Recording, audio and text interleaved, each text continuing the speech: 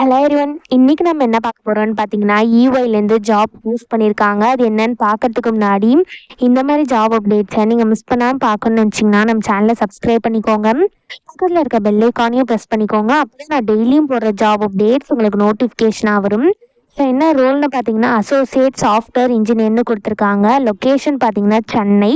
இது வந்து full time job தான்.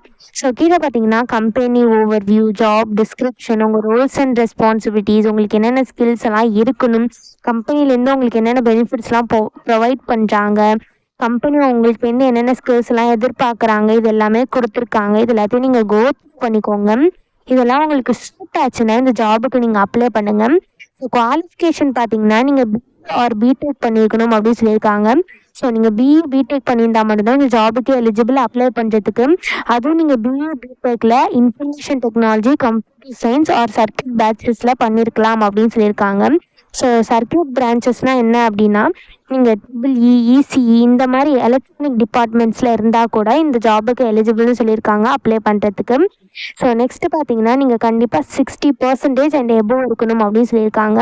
ஸோ நீங்கள் 60% அண்ட் எபோவ் இருந்தால் மட்டும்தான் ஜாபுக்கு எலிஜிபிள் அப்ளை பண்ணுறதுக்கு.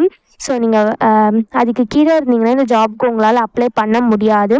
ஸோ உங்களுக்கு எந்த ஒரு ஆக்டிவ் அரியர்ஸும் இருக்கக்கூடாதுன்னு சொல்லியிருக்காங்க. ஒரு வேளை உங்களுக்கு அரியர் இருந்தது அப்படின்னா இந்த ஜாபுக்கு நீங்கள் எலிஜிபிள் கிடையாது அப்ளை பண்ணுறதுக்கு.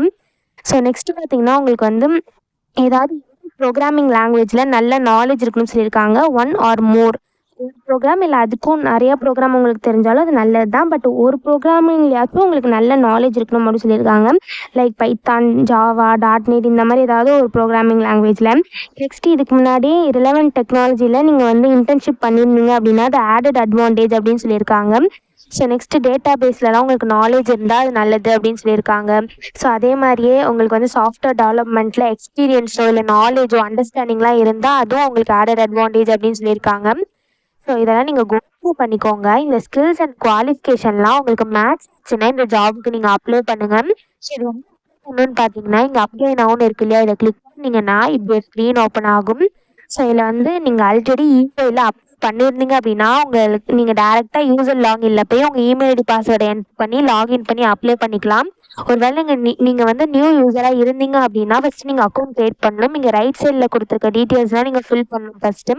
So first name, last name, email ID, password, அதுக்கப்புறம் அவங்க கேட்டிருக்க டீட்டெயில்ஸ் எல்லாத்தையும் ஃபில் பண்ணி அக்கௌண்ட் க்ரியேட் பண்ணிக்கோங்க. ஒன்ஸ் நீங்கள் அக்கௌண்ட் க்ரியேட் பண்ணதுக்கப்புறம் உங்களுக்கு இமெயில் ஐடி பாஸ்வேர்ட் இருக்கும் இல்லையா, அது வந்து யூசர் லாகின்னு லெஃப்ட் சைடில் இருக்கு இல்லையா, இதை கிளிக் பண்ணி நீங்கள் யூசர் லாகின்குள்ளே போய் உங்கள் இமெயில் ஐடி பாஸ்வேர்டை என்ட்ரு பண்ணி லாகின் பண்ணி அப்ளை பண்ண வேண்டியதா. ஸோ இப்படி தான் அப்ளை பண்ணணும். இதை அப்ளை பண்ணுறதுக்கான லிங்க் வந்து நான் டிஸ்கிரிப்ஷனில் கொடுத்துட்றேன். கிளிக் பண்ணி